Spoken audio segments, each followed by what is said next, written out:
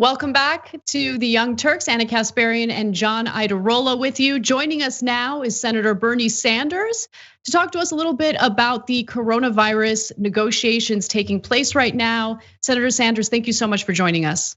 My pleasure.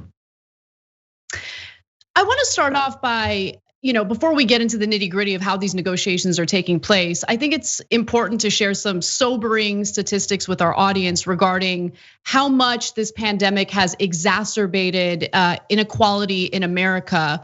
A recent study found that America's 651 billionaires have gained so much wealth during the coronavirus pandemic that they could fully pay for one-time $3,000 stimulus checks for every person in the United States and still be better off than they were before the crisis. The collective net worth of US billionaires now sits just above $4 trillion, nearly double the combined wealth owned by the bottom 50% of the American population. I see that it's pretty clear that inequality was a problem in the country prior to this pandemic, and now we're seeing a lack of real financial relief for the American people because of this inability for congressional lawmakers to make a deal. Can you tell us why that is? The defense bill was incredibly easy to pass in the House. It's likely to pass in the Senate with a veto-proof vote.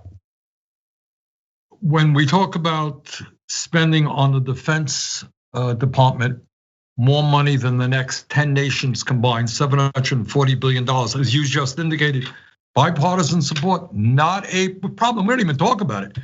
Tax breaks for billionaires a couple of years ago, $1 trillion, not a problem. Massive amounts of corporate welfare to the fossil fuel industry. What is the problem? Just that they're destroying the planet, so what? Give them hundreds of billions of dollars.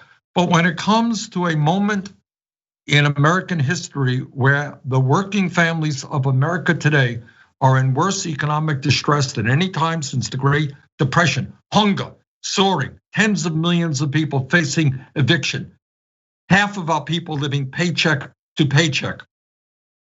Suddenly we're very worried, Anna, about money.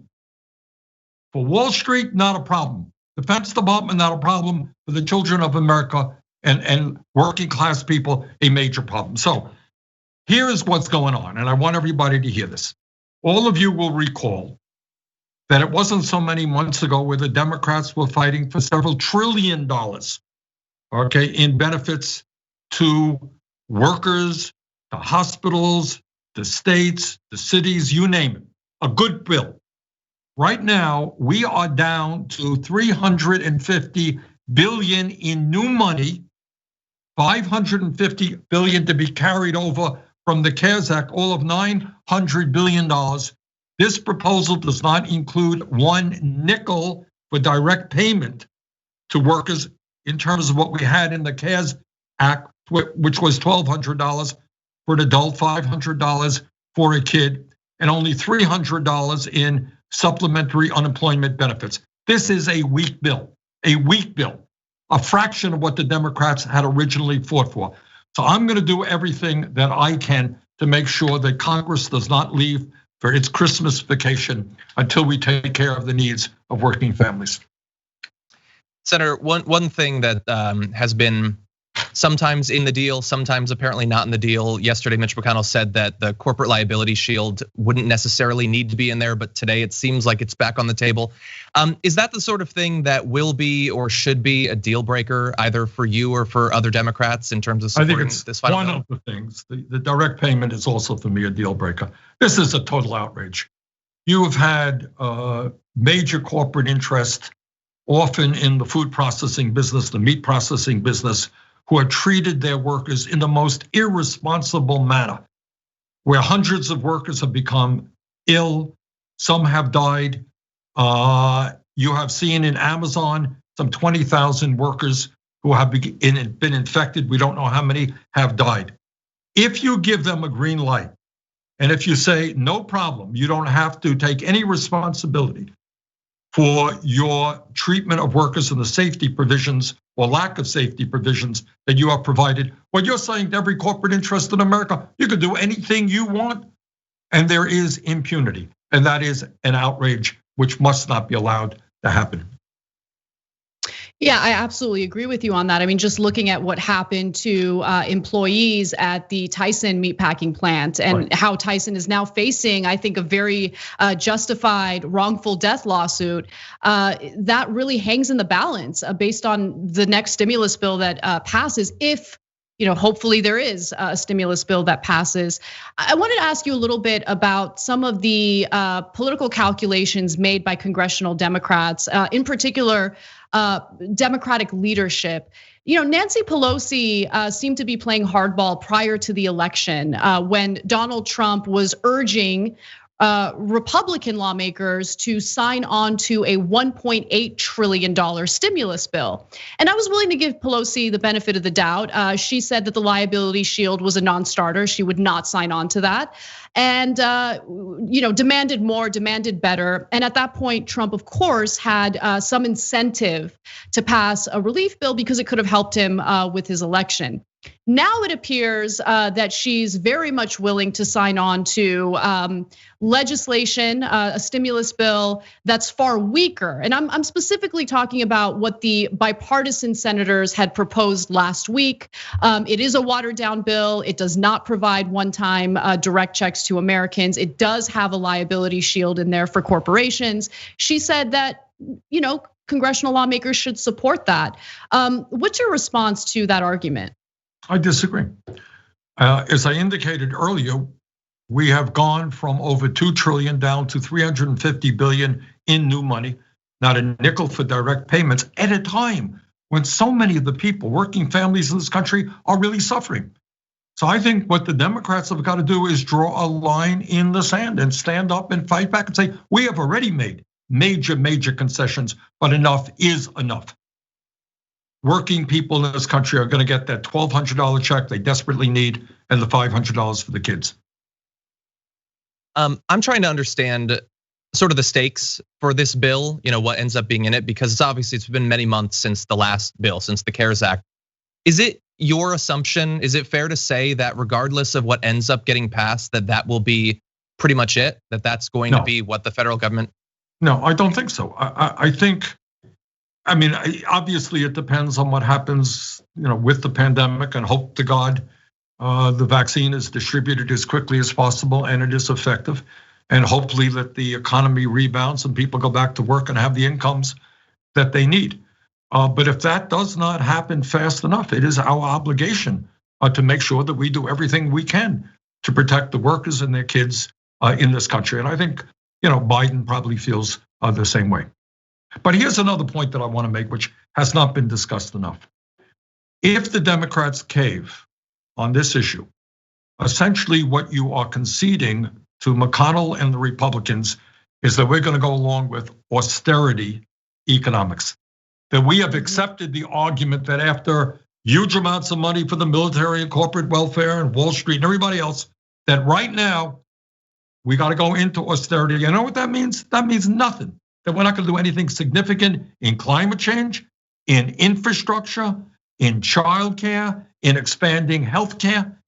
We're not going to do anything significant in terms of pushing forward the agenda, the halfway decent agenda that Biden, has supported.